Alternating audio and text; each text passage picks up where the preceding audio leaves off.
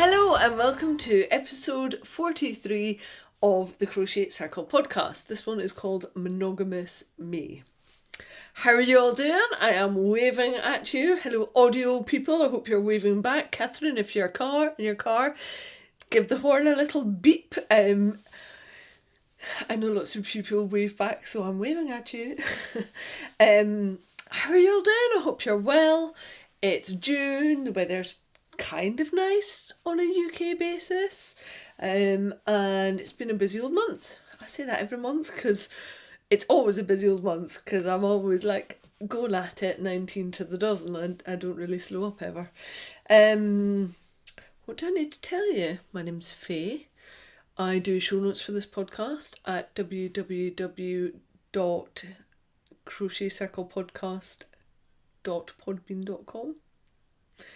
And all the links are in there. I've already done the show notes, so I know that all the links are in there for the patterns that I'm going to talk about, for the yarns that I'm going to talk about, and there will be supporting photos. They might just be a little bit late because I'm late recording, and tomorrow morning at some unearthly hour I'm driving down to Devon to go and vend at the John Arbon open mill weekend, so I'm not sure how much I'm going to get done because it's nearly 4 o'clock in the afternoon on Thursday and I'm just recording tomorrow's podcast. I don't know why I'm so late. Well, I mean, I've been busy, but I don't know why I'm so late. Why have I left it to the last minute other than I clearly love pressure? So, yeah, just shut up and get on with it, Faye. Right, in this month's podcast, I have got a couple of old dog new tricks for you. A bit of an update on the Perth Project Runway project that I'm on, and I have got quite a few finished objects in Final Destinations, some en route for you. What else is there? Quick news beats, big up and j'adore. Right, let's just get on with it then with old dog new tricks. So today's old dog new tricks is all about frogging projects and then how you can reskein your yarn. I had knitted a top out of linen, and because I was a stupid crafter and I didn't wet block and swatch my project before I made it, it grew to be about 2 to 3 times the size.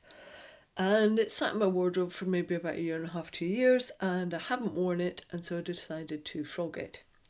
I actually got the help of my friend Beck because she quite likes untangling things and I don't have the patience for it, so she actually frogged it for me. And what that resulted in were lots of little balls of yarn that had quite a lot of kinks in them. So I'm showing up some linen that's really, really wavy because it has previously been knitted with stocking stitch. And whilst you could start to crochet and knit from that straight away, on experience I would say that I think that actually affects the final fabric that you get, and I'm basing this on the experience that I've had of knitting straight from a sock blank, a pair of socks. That pair of socks, the fabric feels different, the tension differs throughout the sock, and it's just not as nice and neat as I would expect it to be had I just worked from a normal cake of yarn. So what I want to do is talk about how you can reskein and get your yarn back to being kink free.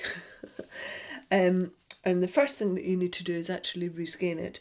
So that I tend to use the backs of 2 of our dining chairs, and I'm looking for the length to be about 80 centimetres to a metre. And what I would do is start with one end of the yarn and hold it, and then start winding the other all the way around the chair, and then eventually I can let go of that end and I just keep on winding. You can get up quite a bit of speed with it. You can be quite speedy with it when you need to be, and I do that until all of the ball has been wound into what is essentially a skein. Then you tie the 2 ends together, and I would tie it in a further 1 or 2 places. Otherwise, when you wet the skein of yarn, you'll find that it can get really tangled up. So what I've done is linked in the show notes to a video by Hugh Local on how she skeins, because she actually does it with her umbrella swift. She puts it onto the back of a chair. So that's another method that you can go and look at. That video is really quick. It's only about maybe 6 minutes. But in there she also talks about how she ties skeins together. And I would suggest having a look at it for that as well, because then you know that you're doing the best thing before you pop it into the water. So once you have done that, you should have, because these came off the back of my chair, when you open it out, you should have basically a round of yarn. And then what you're going to do is pop that into lukewarm water.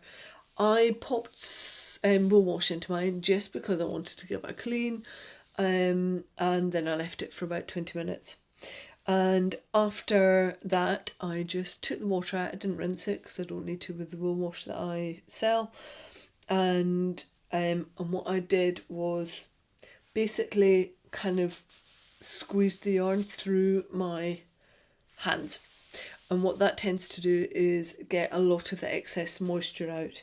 And then after that, I just grabbed an S-hook and popped, trying to make sure that I wasn't tangling up the skein. Go to where one of the ties is, make sure that I've got the right yarns going in the right direction so that I'm not tangling it. Popped it onto an S-hook and put that S-hook outside into my washing line. Now I would recommend doing this outside because gravity will take its effect and the water will start to drip out of it, and it's amazing how much water a skein of yarn can still retain even when you've squeezed out what you think is most of it. And I left it out there pretty much for most of the day. Now I actually had 2 skeins that I had washed, and I did a little bit of a test.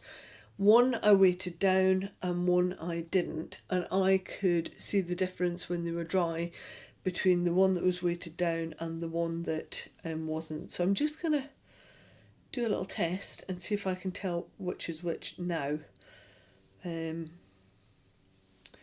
Because there's not that much in it, but there is a little bit. So the one in my right hand is the one that wasn't weighted down, and the one in my left hand is the one that was. And there is like a very small difference between the one that wasn't weighted, has still got just a couple of little kinks in it. And this is linen that I'm talking about, so that's maybe part of it. And I weighted it down just with one of our camping torches. I was looking for something that was fairly portable and heavy, but not massive. So that was just like the perfect thing.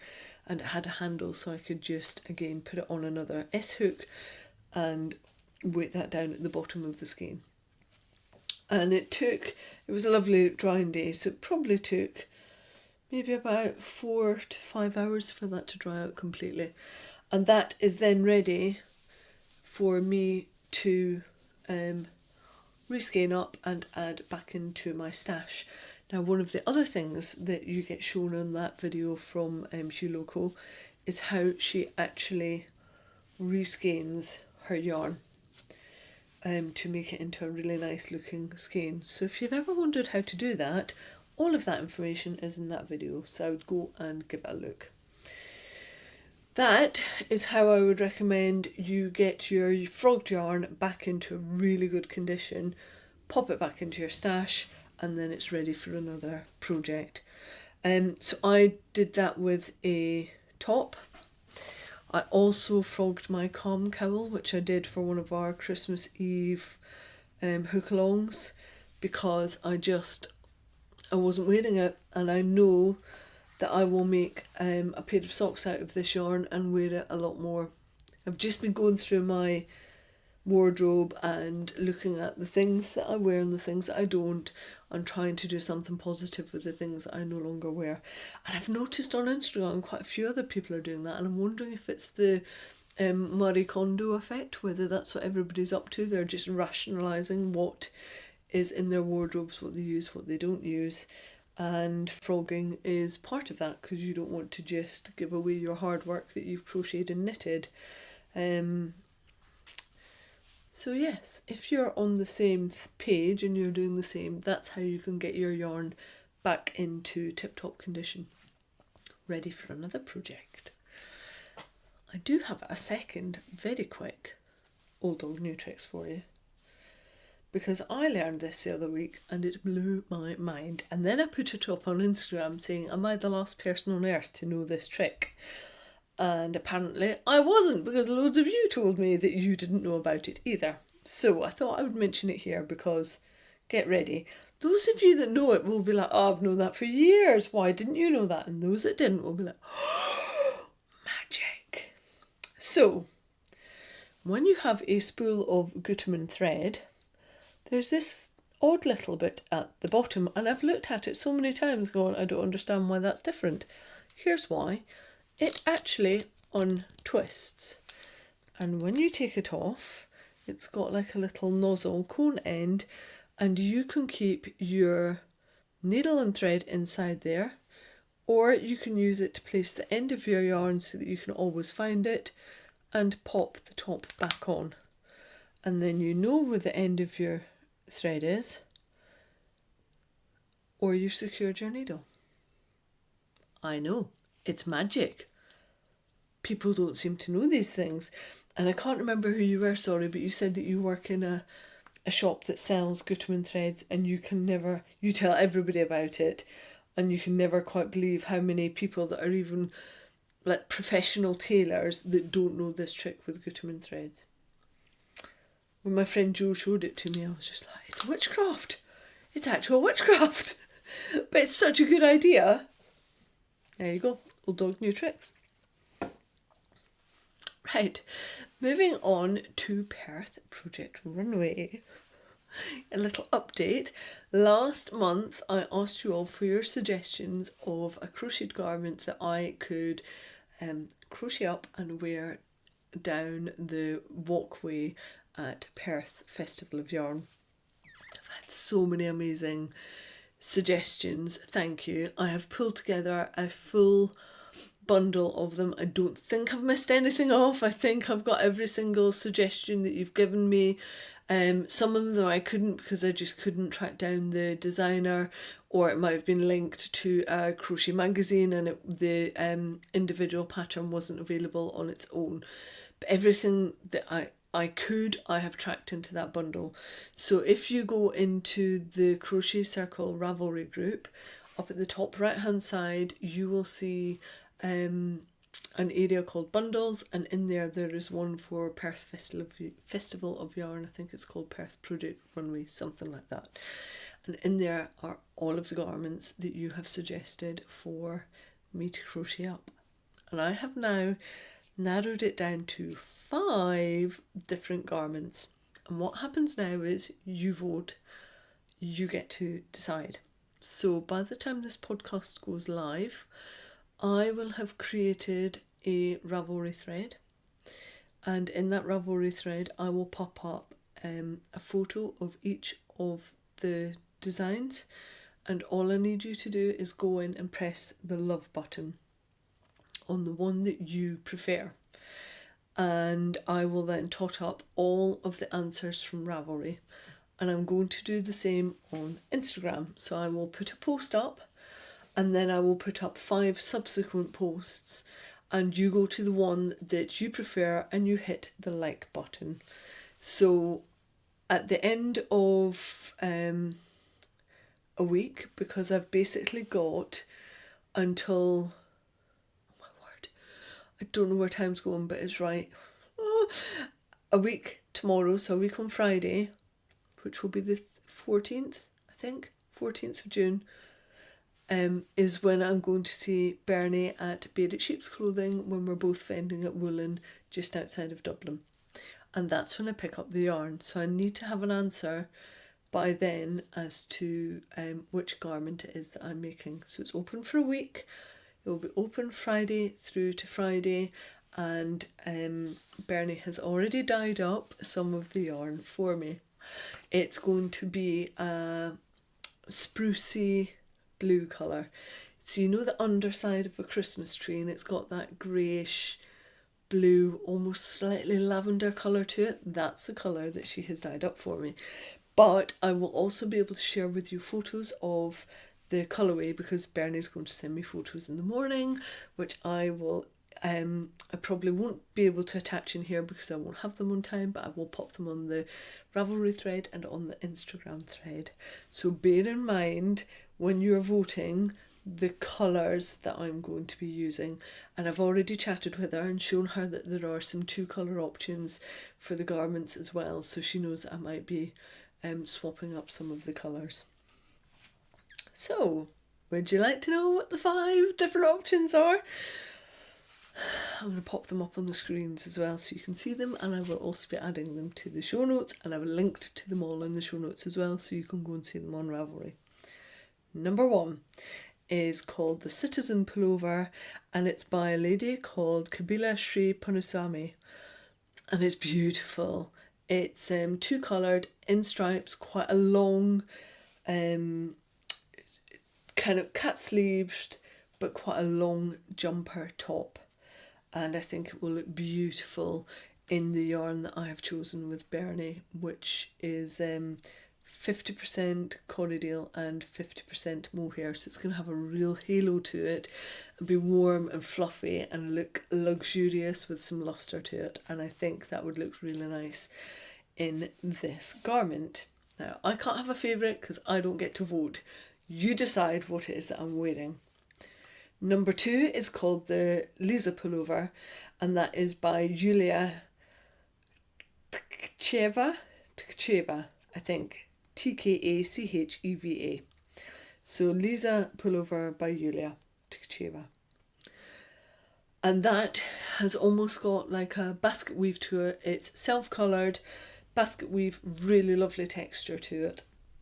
I've tried to pick 5 quite different garments so that but they're all ones that I would be happy to crochet and wear, but I want 5 different things going forward.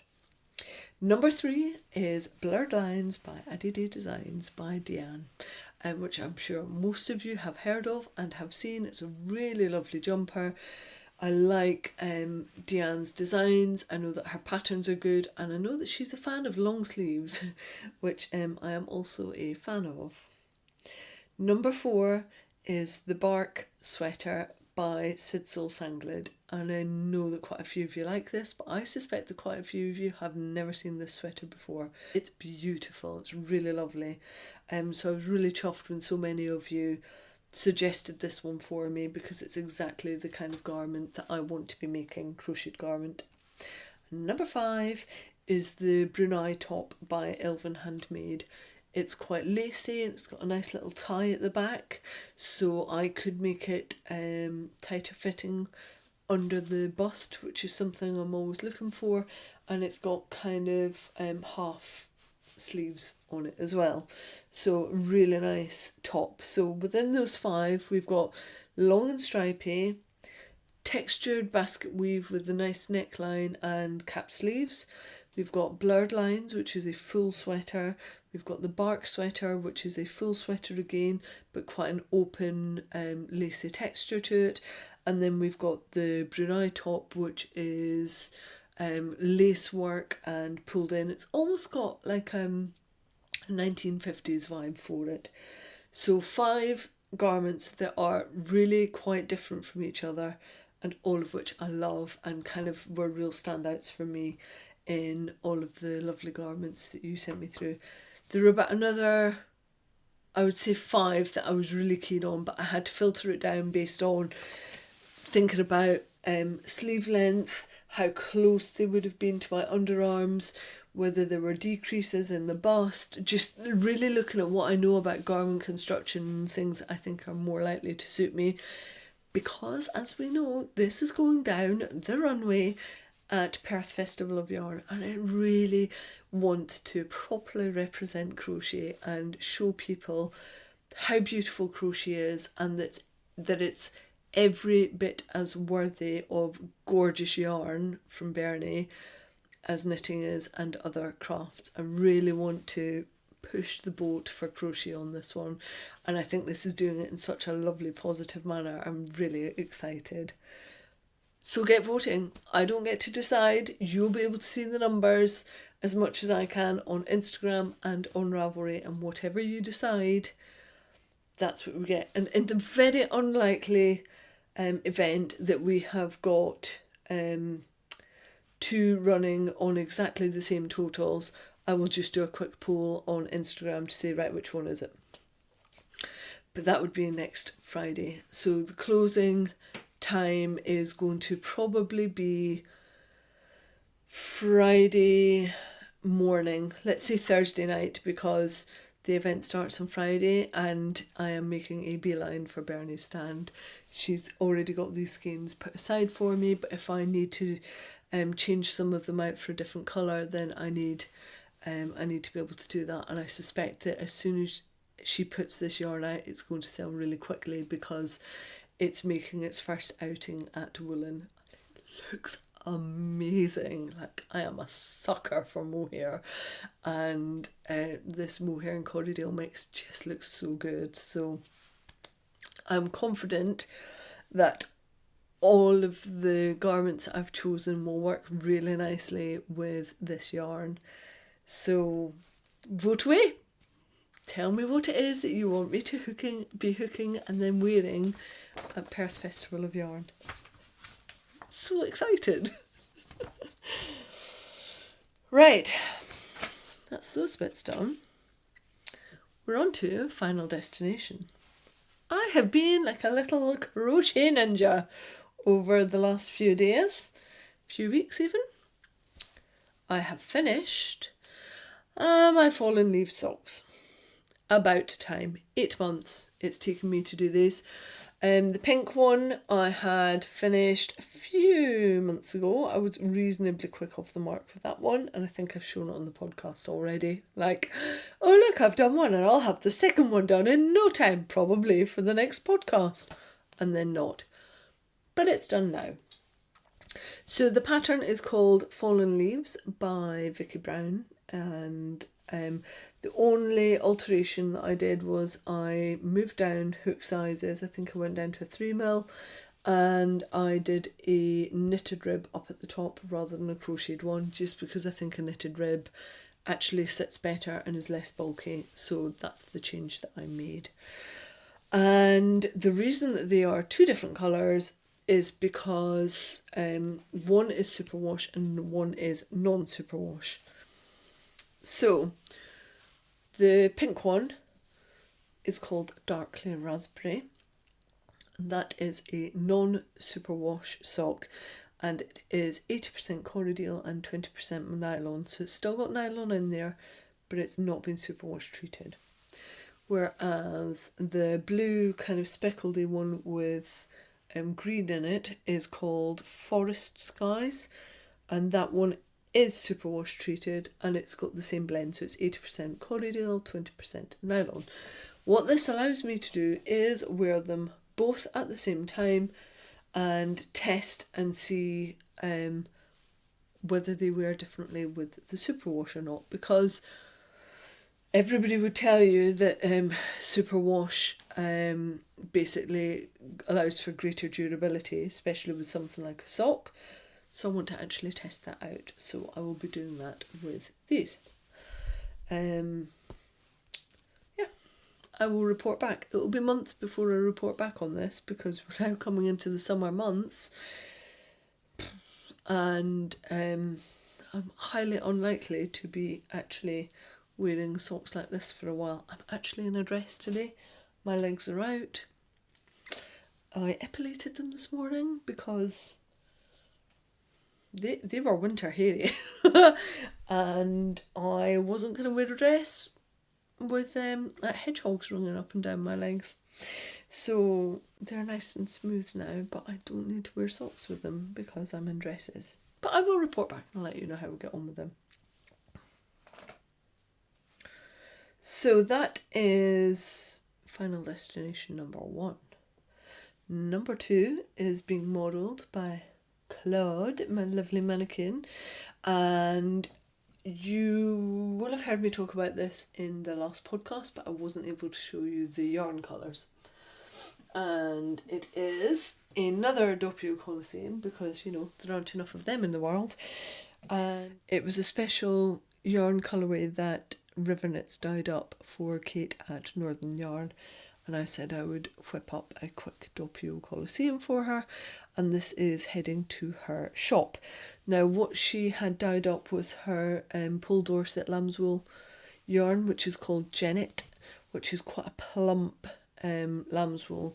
So because of that, I actually moved up to, I think, a 3.5mm hook to make this version of Doppio Colosseum.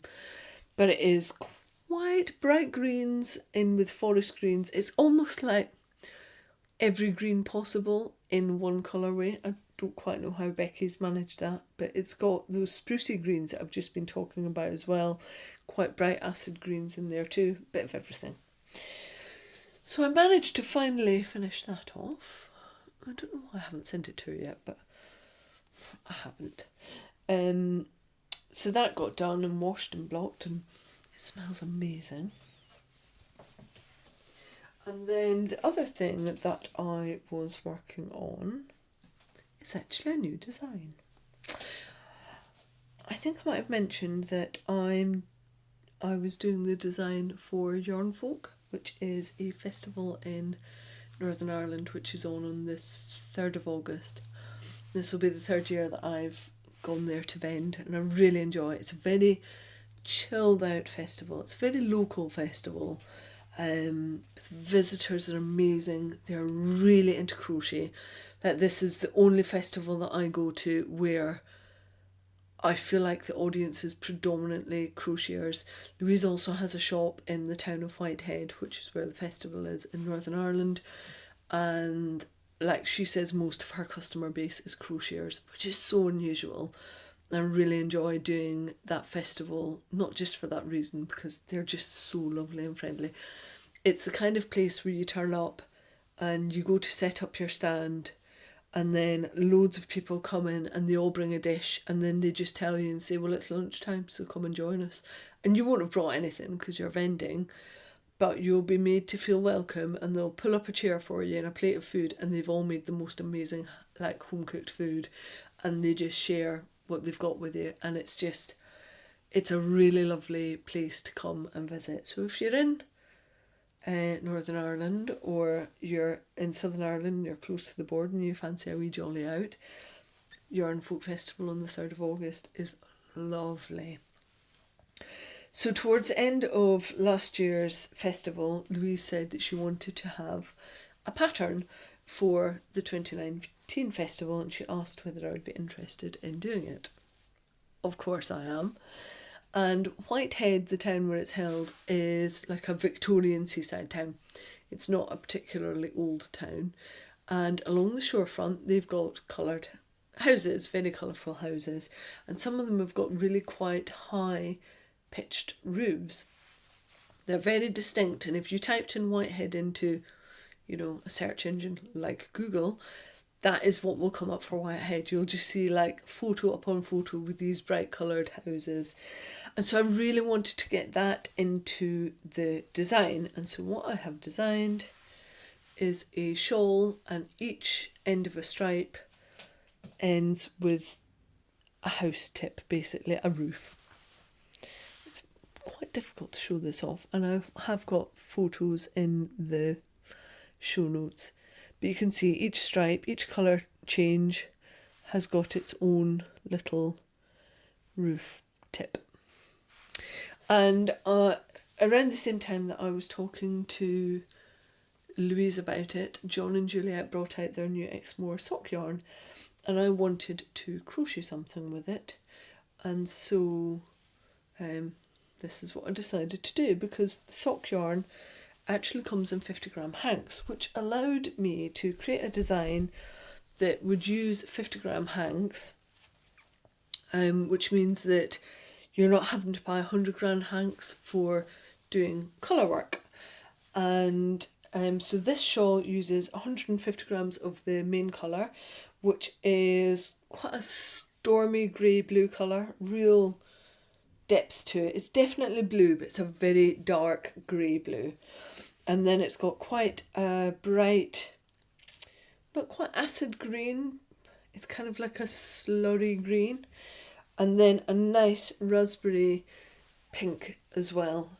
And it works in stripes where the main colour, the blue, is 6 row stripes, and then the green is 4, back to 6 row stripes of the blue, and then into 4 rows of the pink, and then back to the blue. So you're alternating from the main colour to a different colour, and then the different colours alternate from the green to the pink. I really love it.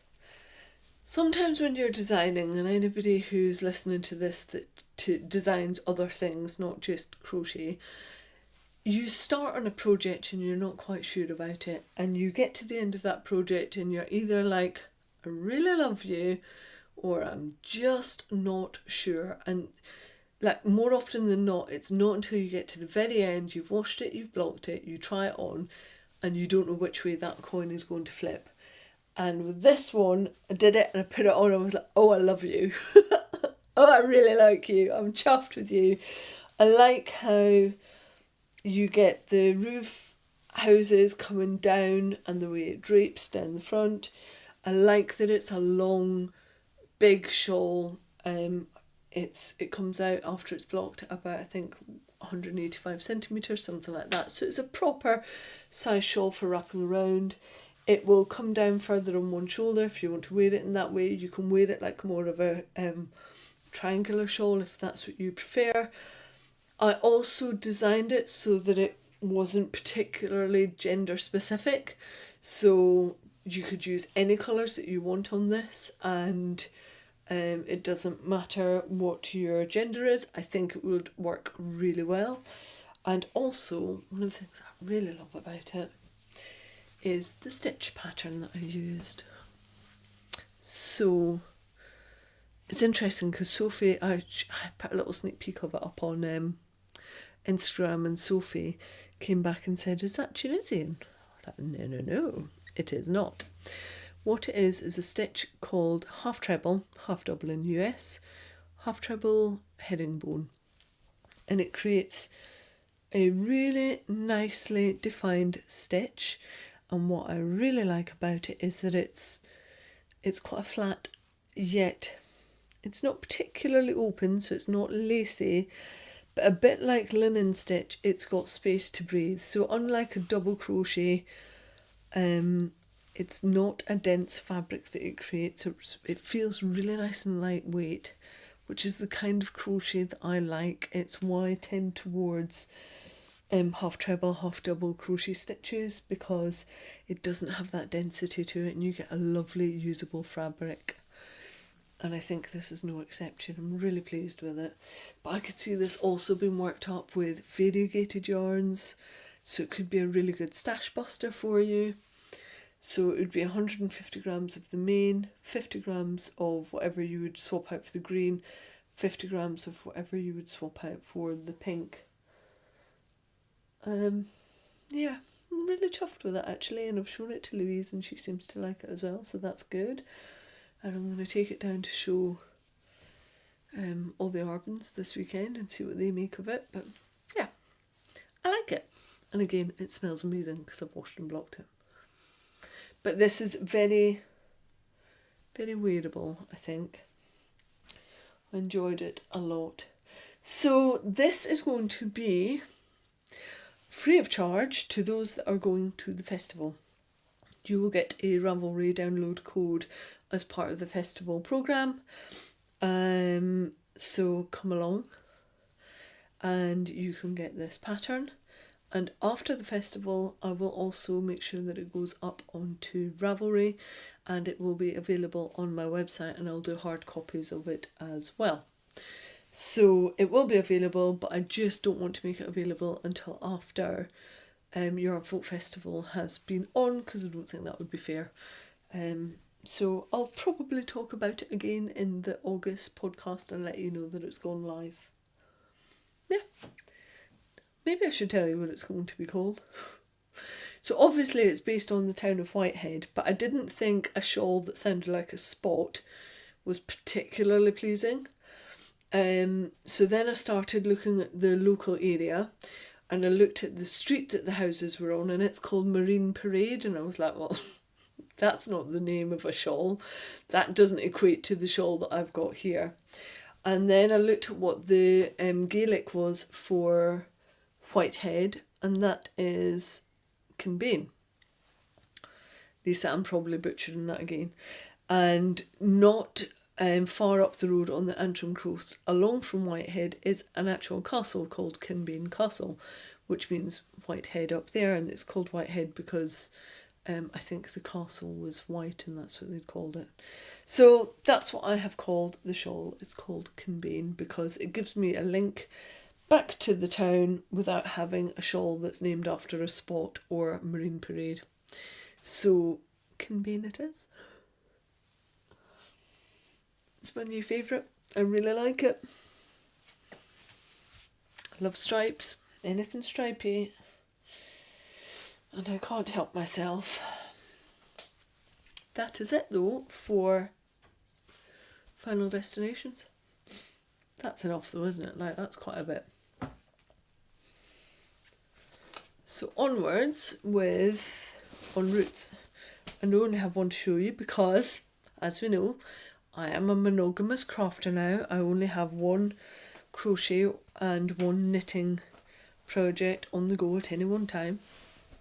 It's amazing how much you get through when you just concentrate on one thing at a time, rather than toing and froing. And I'm keeping on one knitting and one crocheting because sometimes you just want to change things up, and that allows me to still do that with my craft and have different hand movements, but still go back to that one project and really get through it. So I'm going to attempt to keep this up because I think it's making a difference to the speed that I'm crafting, or it feels like I am. It feels like my certainly my output, like my finished objects output, seems greater through being a monogamous crafter. Two words I really struggle with: monogamous and apocalyptic. Apocalypse. Yeah. Well, I can do it today. Monogamous apocalypse. Maybe it's something about the vowels and the consonants together. Back to my en route. I'm making another version of Aria. So I've done it previously. The one that I designed for the actual pattern was in River Knits, using Mermaid and Brilliant Fuchsia for the triangular spine that runs down the centre of the shawl. And because I'm heading off down to Devon to the John Arwen weekend, I thought it would be quite nice to try and do more samples of my patterns in their yarns. I mean, I already do a lot in their yarns, but I thought how great would it be for their visitors to come along and see more crochet in their yarns and, you know, spawn a few more crocheters out there during the course of this weekend. So I took to my stash and looked at what I had in the correct numbers to be able to do another Aria, and I just so happened to have 200 grams of their Harvest Chews in the colourway Russet, which is exactly as it sounds. It's russet coloured. It's a kind of browny orange, and it's got real orange flecks in it and nice little dark flecks in it as well. And I'm pairing that off with their deep bluey green colour, which is called Blue Spruce, and it's really quite a dark greeny blue colour. And I love these colours together. They're very wee, but also I think that the colour change between the two is actually quite nice and subtle, and I like that. It's not in your face like it is in Mermaid. You know, the difference between the pink and the variegated Mermaid is really quite obvious, and I think it's a lot more subtle in this version, and I'm enjoying it. It's so soft. This yarn is just beautiful to work with. It's a mixture of, I think it's merino and Svartblaze, something like 65% merino, 35% Svartblaze, and It's just so soft, and it's an amazing price. Considering this is spun in Devon, I think it's only £14 per 100 grams, which is a great price for something that's got such good provenance as well. I told myself that I would probably have this shawl done for Friday, which is tomorrow. As we already know, it's really late in the day. It's probably about 4:20 now on Thursday. The podcast is due tomorrow at 10 o'clock in the morning. I'm due to be on the road to Devon at 8:30 tomorrow morning. Haven't yet packed the car. Haven't packed my overnight bag. Haven't done anything useful. Well, that's not true. I've baked. And I've worked really hard on other bits and pieces. But, like, I'm woefully behind. So why on earth I thought, oh yeah, I'll just hook up a shawl in no time at all. This takes 20 hours to make. Where did I think I was going to get 20 hours from? I think I need looking at, honestly. I think I am ridiculous just thinking I'm Superwoman and I can do all the things. So we'll see. I might put this up on Instagram stories and show you how far I get between like now and Sunday. I just don't think it's going to be a done shawl. However, I will quite happily stand there at the open weekend crocheting away on this, and I think it might also be this weekend knit and crochet in public day on Saturday, so I'll work away on that and fly the flag for crochet while I'm down at their open weekend. I'm sure I'll be spending time, selling my goods as well, but if it gets a little bit quieter and I'm not supping tea and eating cake, I'll be working on audio. So that is my only crochet en route, because I'm monogamous. Yeah. I feel quite smug about that. Monogamous me. Right. Is that it for that? I think that is. On to feeding the habit. I'm going to rustle, and apologies for that. It's because the yarn that I want to show you is in a poly bag, and it's in a bag because we've got moths again. I'll talk more about that in quick news beats. Everything is getting bagged up and protected. So when I was at Yarndale last year, I was talking to a lady called Kim, and she has a company called Townend Yarns. And Kim, basically, her yarns specialise in having alpaca as part of their blend.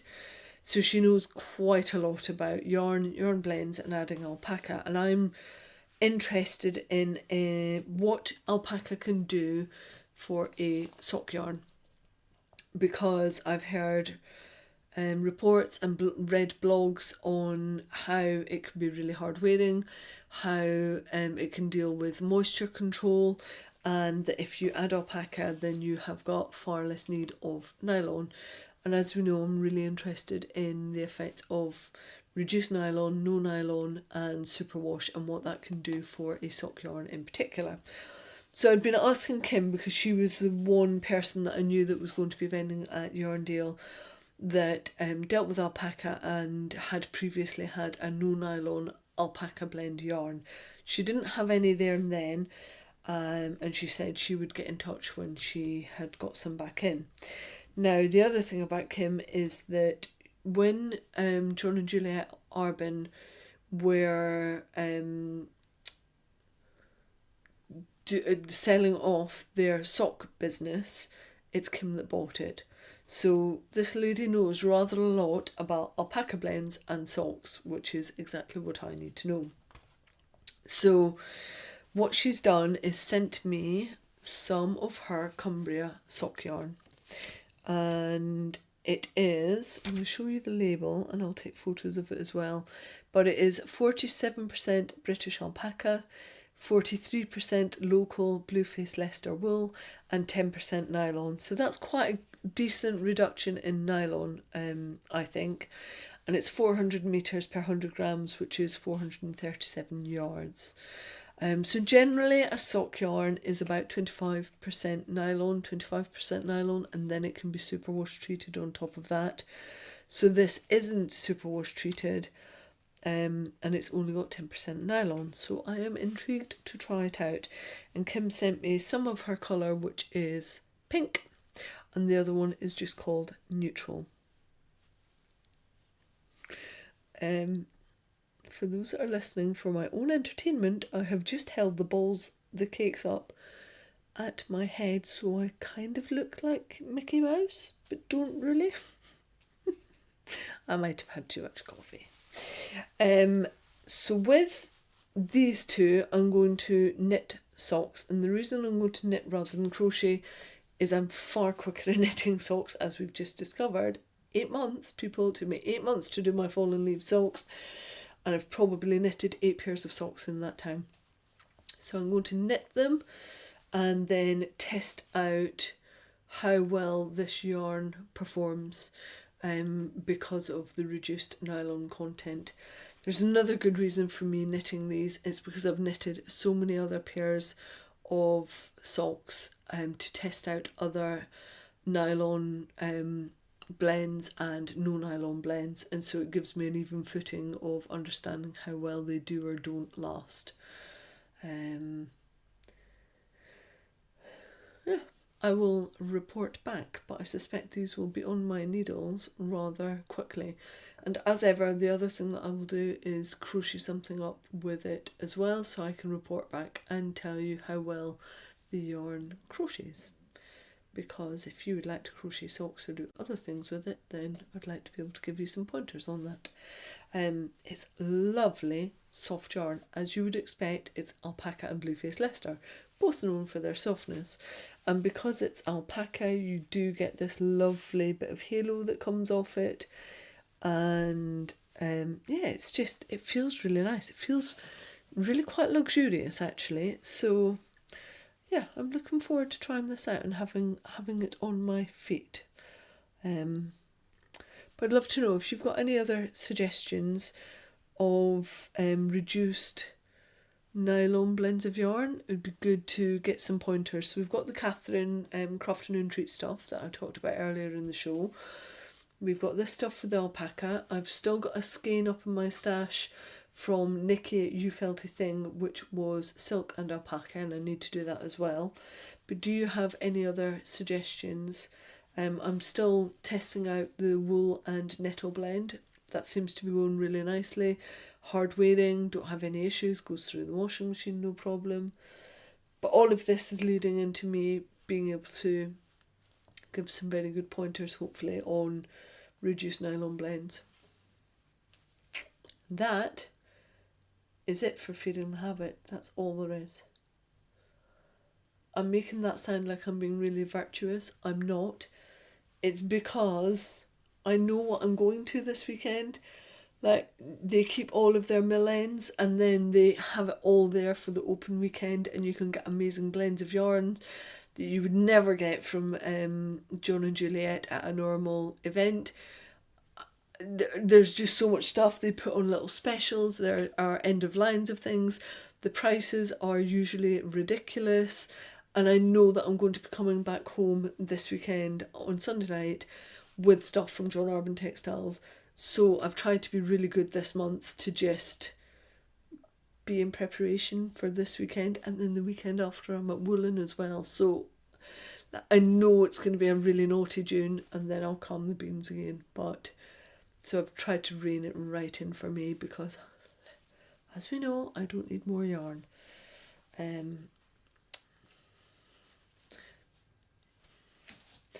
Right, that's it. Feeding the Habit done. Let's see what next month brings. Scooting on to quick news bits. I've got 3 quick things for you. One is the global hookup. I've had to change the date for this because when I set them back in January, I hadn't realised, well, I didn't know I was going to be vending at Woolen, and now I'm vending at Woolen. So I've changed it to a week later. So it's going to be Saturday the 22nd of June at 8 o'clock British summertime, that's in the evening, and then again on Sunday the 23rd of June at 9 in the morning British summertime again. I've already changed it on Ravelry, so if you've looked in there previously, go back, all of the details are in there with the new times. I put it at the beginning of the thread, and it's also the latest thread, so times and details are in there, and I need to change it on Instagram. Second thing is thank you to those that are taking me up on the pay what you can on my patterns on my website.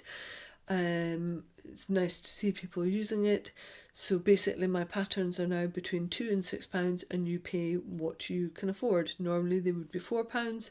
If you pay more than if you can afford to pay more, then pay more, and if you can't, then pay less.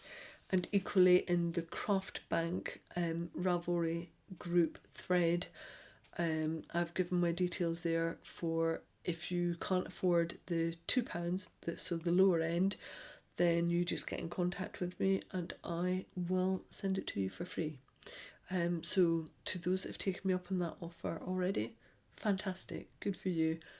And if you're in the same position, then please just get in touch. The details are in the Craft Bank group on Ravelry on how you can get in touch with me. But take me up on my offer, it's a genuine offer. And number 3, the carpet moths are back. I really thought we'd got rid of them last year because I was persistent with the cleaning down of that area where the carpet moths were. And then we don't tend to use our living room, so I hadn't been in there for weeks. And then I went in and there was a moth flying around, and when I looked back down in that area where the carpet moths had been last time round, there were more of the little kind of larvae chrysalis shells.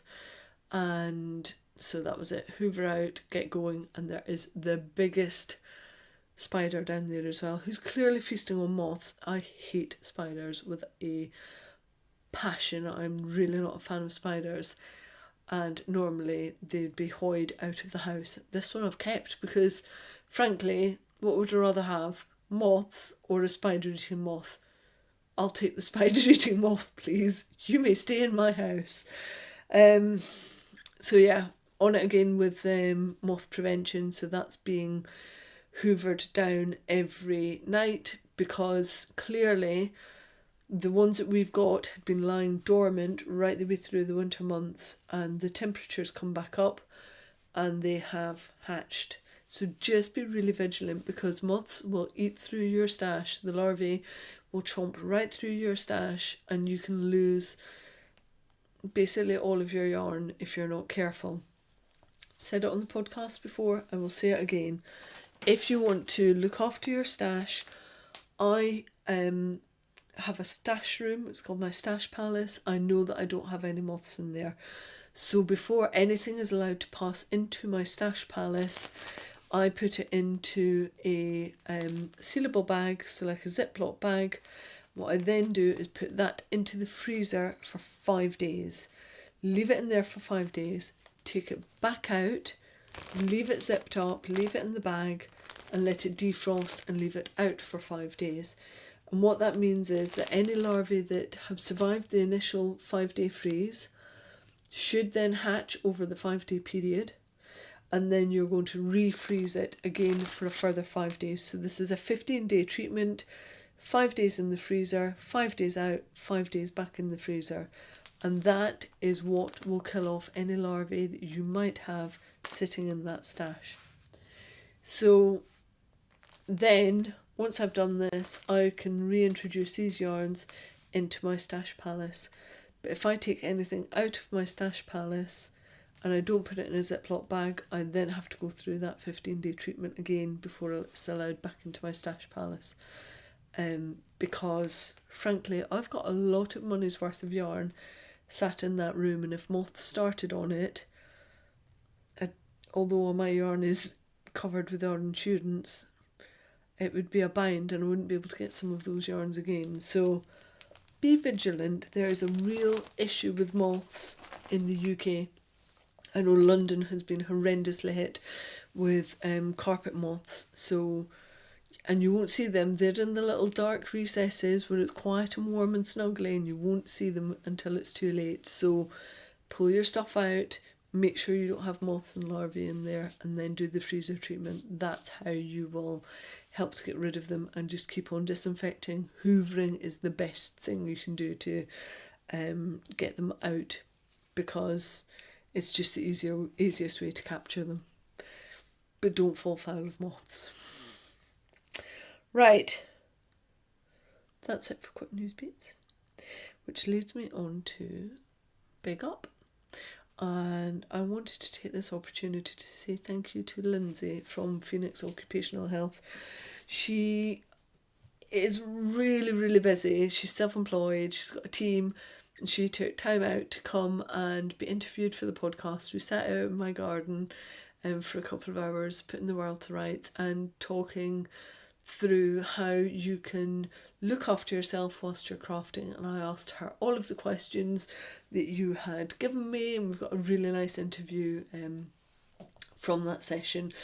It's going to be July before I actually get that out, and it will be done as a separate episode. So it will be done as an interview episode rather than as part of the standard podcast. So at some point in July that will come out. There's a lot of really good information in there, but delivered hopefully in a very fun and friendly manner, because that's the way that Lindsay is. She's just an absolute gem.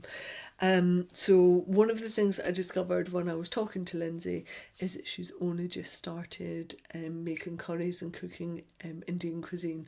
So what I have done to say a thank you from all of us, because she's here and helping all of us, I used some of the money from the Ko-fi account. You know, you help to support this podcast through that account. I used some of that money to buy her some second-hand Indian cookbooks from my favourite Indian recipe writers, a lady called Anjuman Anand, and she's amazing. I've provided a link to her website in the show notes, because if you're looking for really amazing Indian food, I just think Anjum's stuff is gorgeous, really lovely food, and I knew it was a good go-to space for Lindsay, who's just starting out with Indian cookery.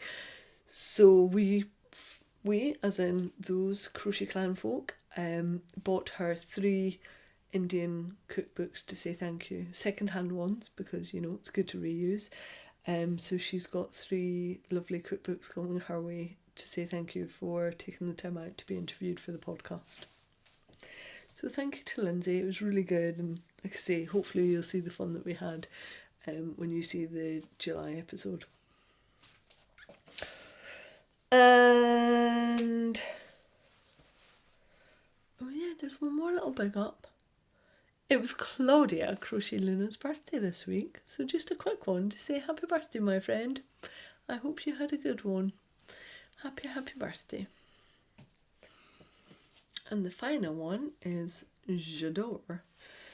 And what I am adoring this month is my laser cutter. I got my laser cutter a year ago, and I saw a photo on Instagram of me unboxing it, and it gave me such a massive kick up the backside, because I was like, I haven't produced half the stuff that I expected to produce with that machine. And yes, I've been getting to grips with it, and I've learned an awful lot about it, but I hadn't produced some of the key items that I bought it to do. So this week was the week, and I love it. So what I've been working on is a new needle gauge and ruler and swatch checker. And I have done one for knitting, and once I'd sorted that out and made sure that the hole sizes were correct and that everything lined up, and 15 centimetres actually was 15 centimetres, then I created a crochet one as well, because you know me, I will never just do something that is for knitting with my company. It will always have a crochet alternative as well, and so I have done one for crochet hooks too, and of course it's got a crochet hook on it, in case people didn't know it was for crochet hooks. But it will go from 2mm all the way up to 10mm, and it's very similar to the knitting one, other than you need an open space to get your crochet hooks into. And the other thing that I worked on is a little kind of keyring thing with crochet conversions, which give you the symbols and tell you what the stitch differences are between UK terminology and US terminology.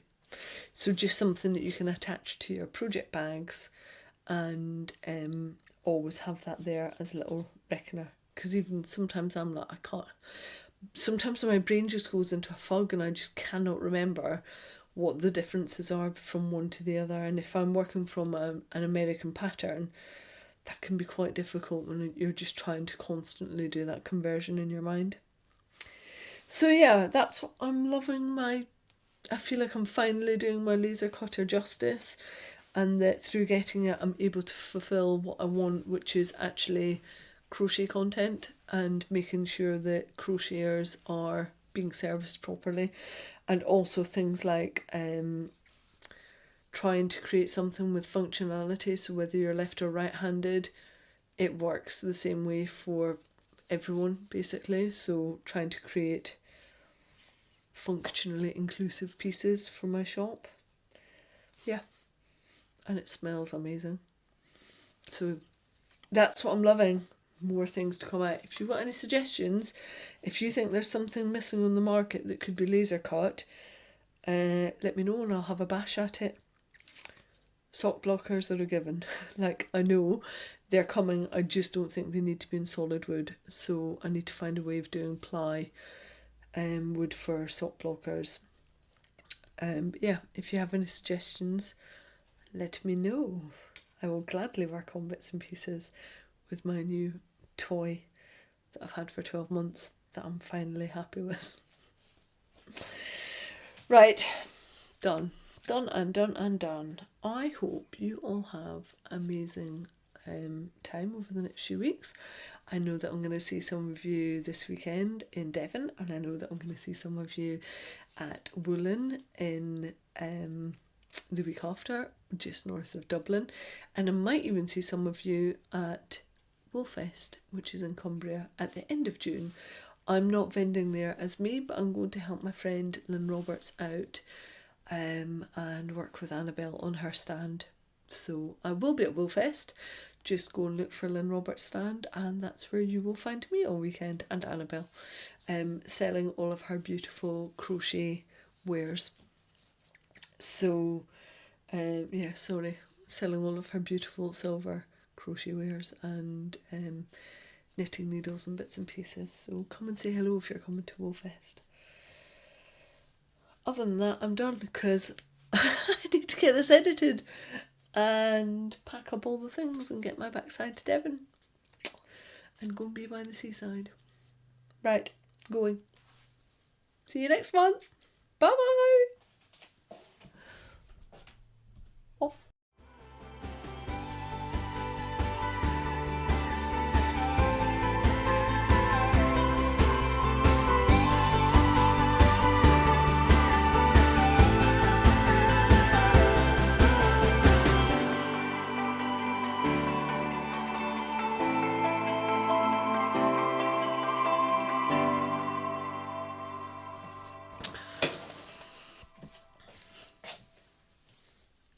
Get your hair game on.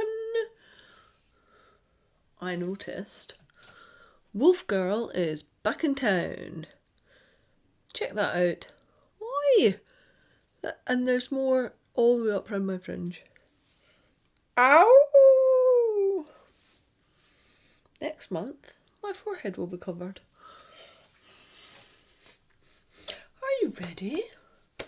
Shall we commence? Come on. You have got stuff to do. Hello and welcome to episode 43 of the Crochet Circle podcast. This one is called Monogamous Me. My name is Faye and I am the host of this podcast. I come to you on the first Friday of every single month and I try to get the podcast out at about 10 o'clock in the morning. If you...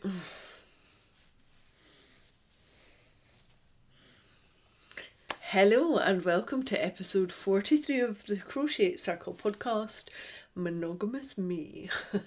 How are y'all doing? I hope you're well. I'm waving. It's June, it's just at the start of June, and there's so much to... Shut up.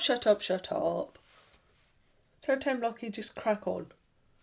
Hello and welcome to episode 43 of the Crochet Circle podcast. This one is called Monogamous Me.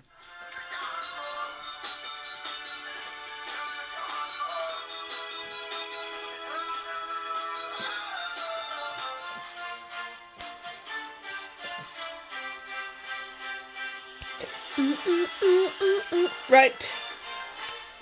Do the bloody podcast. Stop farting about on Instagram. Right, moving on. Oh, where are you?